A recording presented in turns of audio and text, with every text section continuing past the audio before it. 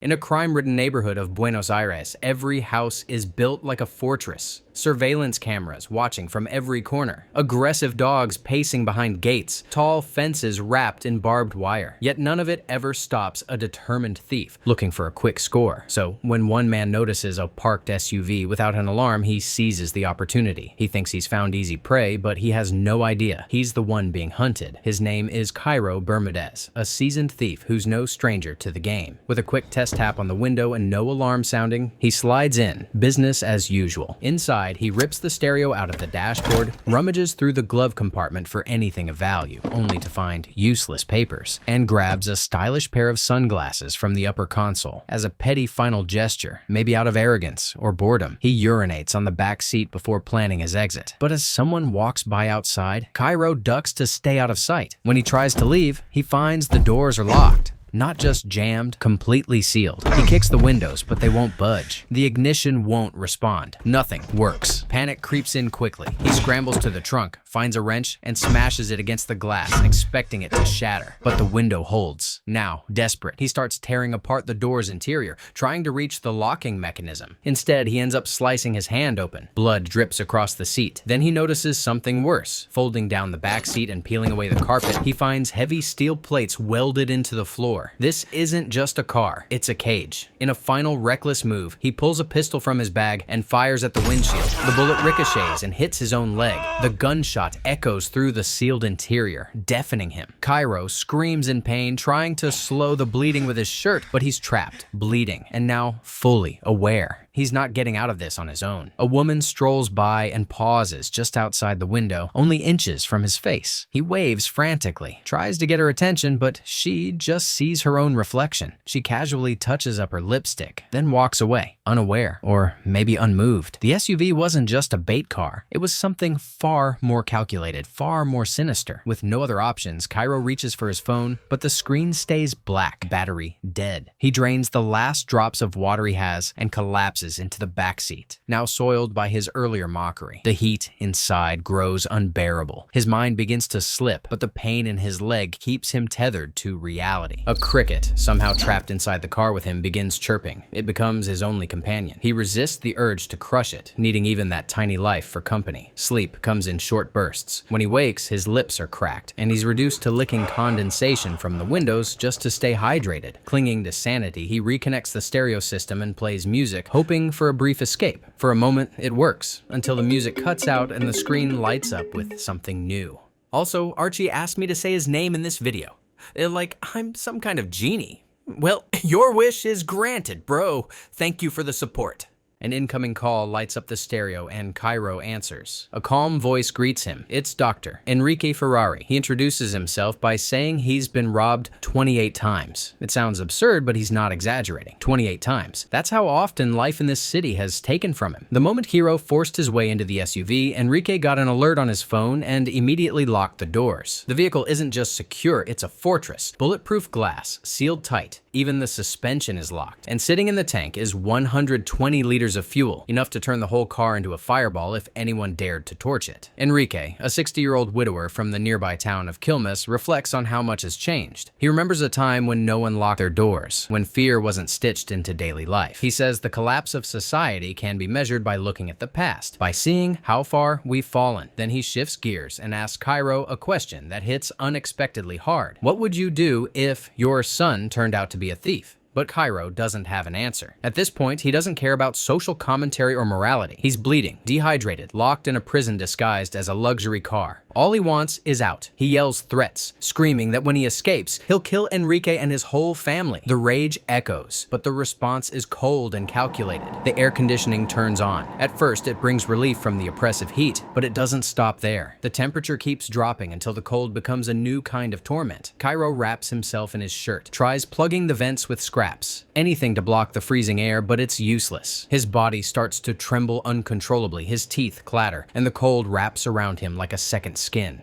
Hours later, the airflow begins to slow and the phone rings again. Enrique repeats the question. What would you do if your son was a thief? He says that if the answer is good enough, he'll offer some water. Cairo, desperate for relief, says he'd beat the boy and hand him over to the police. But Enrique isn't satisfied. He calmly explains that punishment doesn't work. Children follow their parents. If a father steals, eventually the son will too. Then Enrique shares something more personal. His daughter was robbed not long ago. He had taught her to stay calm in those situations, to give the thieves what they wanted, to stay alive. But the criminals didn't stop at valuables. They took his 5-year-old grandson hostage, demanding more. That moment shattered whatever illusion of safety they had left. Afterward, his daughter fled the country, moving her family to Barcelona in search of peace. He asks Cairo to guess his profession, but Cairo, weak and dazed, can only beg for water. The call ends without an answer. Time drags on until finally a police car rolls to a stop in front of the SUV. Hope surges through Cairo as an officer steps out and walks toward the vehicle.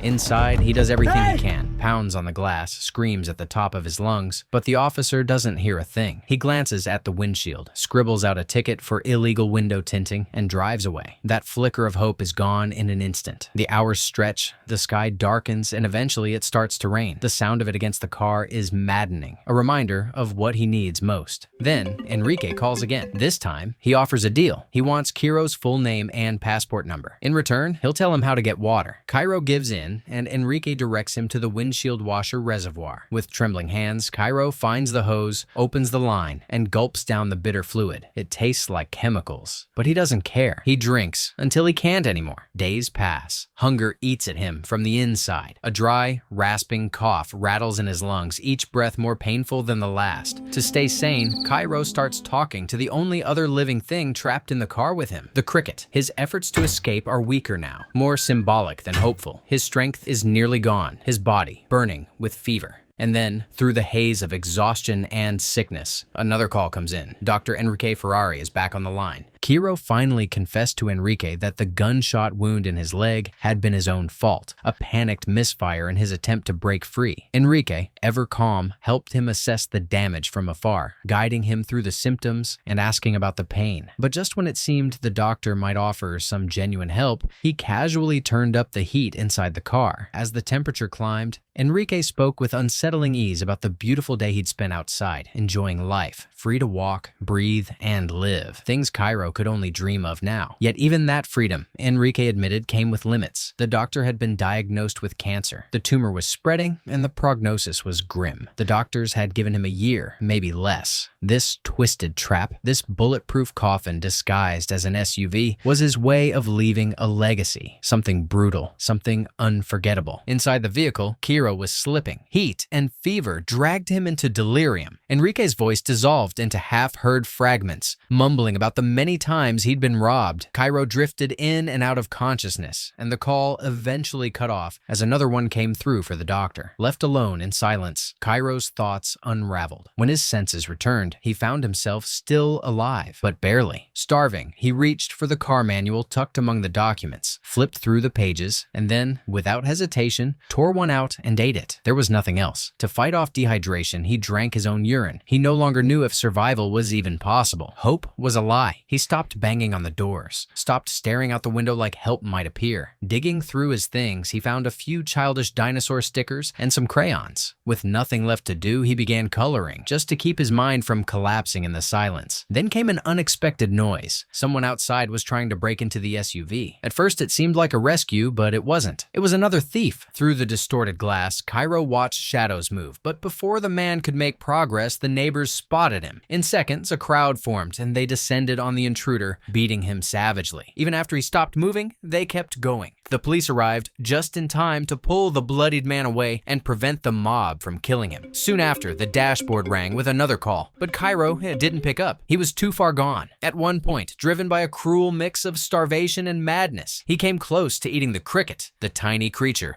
that had been his only companion through all of this, but stopped at the last moment, unsure if it was restraint or simply despair. He sat there, watching sanitation workers outside collecting garbage, their routine almost hypnotic. In that moment, Cairo saw society as nothing more than a system of survival, an animal structure where people fed off scraps to keep the machinery of civilization moving. He knew he didn't want to be part of that. He wouldn't accept a life built on those rules, where the rich got richer while the poor stayed starving. It didn't surprise him anymore that both his father and grandfather had been criminals too. Maybe it was always going to be like this. The next morning, the stereo lit up with another call. Kiro, weak and barely clinging to consciousness, told Enrique he'd do anything. The doctor, entertained by the desperation, said he was in a good mood. He had a surprise waiting. Behind the brake pedal, Enrique said there was a chocolate bar. Kiro lunged for it like a starving animal, tore it open, and devoured it without hesitation. Enrique, meanwhile, continued going about his day. As they spoke, his assistant entered the room to inform him that one of his patients had just gone into labor. Still determined to escape, Kiro removed the battery from his dead phone and placed it on the dashboard, hoping the heat from the sun would somehow charge it enough to make a call. As he waited, he watched people walking past on the street. In another life, he would have studied their routines, used their predictability to rob them. That instinct hadn't left him. He spotted a homeless man digging through trash and felt a surge of bitter envy. In his mind, that man was lucky. The day before, he'd found 2 rotten apples. Today, he had pizza. Even now, with everything stripped away, Kiro refused to surrender. He grabbed a tool, weakly hammered at the reinforced door, and this time, he finally managed to make a small hole. Kiro screamed through the tiny hole he'd managed to punch in the door, hoping anyone would hear, but it was no use. The opening was too small. His voice, muffled and desperate, died inside the reinforced shell of the SUV. Then the dashboard lit up with another call. Enrique's voice returned, calm as ever, but this time, the subject shifted. He started talking about Irina and Lionel, Kiro's wife and young son. Panic surged through Kiro as his mind raced toward the worst, but Enrique, in his usual measured tone, told him there was no danger. It hadn't been like that. He'd visited their home, introduced himself as someone from the lottery office, and told Irina that Kiro had purchased a winning ticket. Then, without asking for anything in return, he handed over 150,000 pesos in cash, suggesting they use it for a house for Lionel's education. Enrique said that Kiro didn't deserve a family like that, and he hoped maybe now his wife would finally start a new life, one free from him. Then, as if turning a page, the doctor began digging into Kiro's past. He brought up a robbery at a tire shop, reminding him of the moment he'd shot one of the 2 brothers working there. Kiro insisted it had been self-defense. They'd tried to stab him. But Enrique wasn't finished. He listed more. The bus driver Kiro had beaten, who later died from his injuries. The stolen car Kiro had crashed, killing a young woman. One by one, the ghosts were laid out. Kiro broke. He said he'd made mistakes, paid for them in prison. He asked what Enrique wanted from him, but the answer was simple: nothing. The doctor didn't want revenge. He wanted justice. For Kiro, for himself, for all the stories that ended too soon. Enrique was dying, and this trap was his legacy. A brutal design meant to leave something behind before cancer did what no thief ever could. The call ended. Frantic, Kiro scrambled to insert the phone battery. It flickered back to life. He called home. A ring, then voicemail. He managed just a few desperate words before the battery gave out again. The silence was final. With no more strength to fight, Kiro looked down at the cricket still trapped with him, his only companion. He cupped it gently, guided it to the hole in the door, and let it go, whispering a final wish for luck. Then he slumped into the driver's seat and, more out of instinct than hope, turned the key in the ignition. The engine roared to life. Shocked, he grabbed the wheel, but the gear shifter was jammed in reverse. With nothing to lose, he buckled his seatbelt, floored the pedal, and slammed backward into a pole. The rear window exploded from the impact. For the first time in days, air rushed in. Kiro dragged himself out of the wreck, bleeding and broken, and vanished into the night. He stumbled into a nearby store, grabbed a bottle of water from the fridge, and downed it in seconds. At a table, he saw 2 hamburgers waiting. He sat, starving. But before he could eat, a security guard approached, demanding payment and asking him to leave. Kiro didn't hesitate. He drew his gun and fired again and again. And then he woke up. It had been a dream. Just one last hallucination. A mental escape crafted by a mind slipping into collapse. He was still in the car, still trapped, his strength nearly gone. Kiro reached for his gun, trembling. This time, he was ready to end it. But before he could pull the trigger,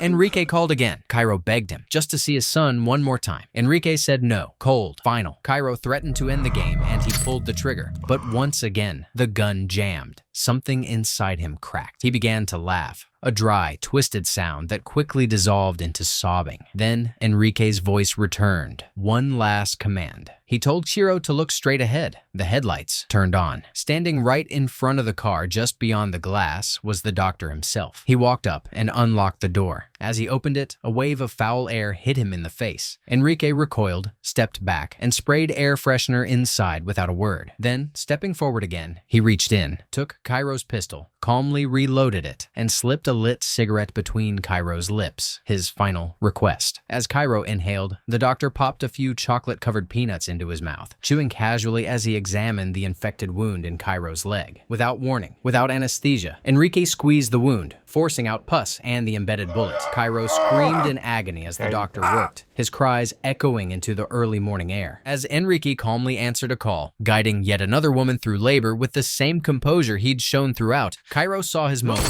He grabbed the pistol and fired. The shot hit the doctor, giving Cairo just enough time to force the door open and tumble out of the SUV. Wounded and barely able to move, he raised the gun skyward and fired again. One desperate shot for help, but Enrique wasn't dead. The bullet had only grazed his cheek, bleeding but still in control. He caught up to Cairo and dragged him back toward the vehicle, determined to seal him inside once more. Just then, a female police officer driving by spotted the scene. She slowed and stepped out. Enrique tried to play it off, brushing the moment aside as if nothing serious was happening. He claimed they were just heading for coffee, insisted that Cairo had attempted to carjack him, but the officer wasn't convinced. Within minutes, more patrol cars arrived. Soon, police surrounded the vehicle, and the street swelled with bystanders and reporters. 2 hours later, Enrique was center stage, turning the chaos into theater. He raised his voice to the crowd, asking whether he should kill Jairo or hand him over to the authorities, only to watch them release him by morning. Some in the crowd shouted for blood. Others, hoping for calm, offered him pastries and tea. To resolve the standoff, the police brought in Amadeo, a retired negotiator, long respected for his patience and wisdom. Declining a bulletproof vest, the elderly man approached Enrique slowly, choosing words over weapons. Enrique, burning with fury and bitterness, launched into a tirade about a broken justice system and criminals who faced no consequences. Amadeo listened without interrupting, then quietly pointed out that this wasn't justice. It was a lifetime of frustration, being funneled into vengeance against one man who may or may not deserve it. The crowd didn't share his sympathy. Many sided with Enrique, voicing their anger about rising crime and the system's failures. Still, Amadeo pressed on. He told Enrique that rage wouldn't heal the world. It would only pass its poison down to the next generation. But Enrique disagreed. In his eyes, action, even brutal, irreversible action, was better than doing nothing. Eventually, Enrique relented enough to allow the officer who had first intervened to bring over some water. Both he and Cairo were given a chance to drink. The gesture softened the tension for a moment. Amadeo moved closer, trying to bridge the gap between them. As two aging widowers with little left to lose, he suggested they finish the day together with a cold beer, debating humanity instead of destroying it. But Enrique still refused to let Cairo go. Amadeo warned him that if he killed someone his daughter's age, the weight of it would haunt him forever. Enrique corrected him. He didn't have a son. He had a daughter, and she was nothing like Cairo. If anyone had hurt her the way Cairo had hurt others, he said, he wouldn't have wanted that man to walk away free. The crowd's chants swelled, egging him on. But then, without warning, Enrique stepped back and let Cairo go. Police rushed in and immediately restrained the wounded man. Cairo didn't resist. He had no fight left. As he was led away, Enrique smiled, climbed back into his armored vehicle, and placed a phone on the roof. Its screen displayed a blinking countdown. As the scene settled, officers approached the SUV to secure it, but something in Amadeo's gut twisted. He saw the timer and instantly shouted for everyone to back away. Too late. A deafening explosion tore through the street. The SUV went up in flames, reduced to wreckage in seconds. Enrique was gone, along with the machine he had built, the prison he had designed, and the twisted justice he had believed in. Later, Cairo sat in the back of a different patrol car. His body was weak, his mind frayed, but this car didn't reek of urine and fear. There was no gun aimed at his head, no voice on the stereo controlling his every move. He was still trapped, but he was alive. He had survived.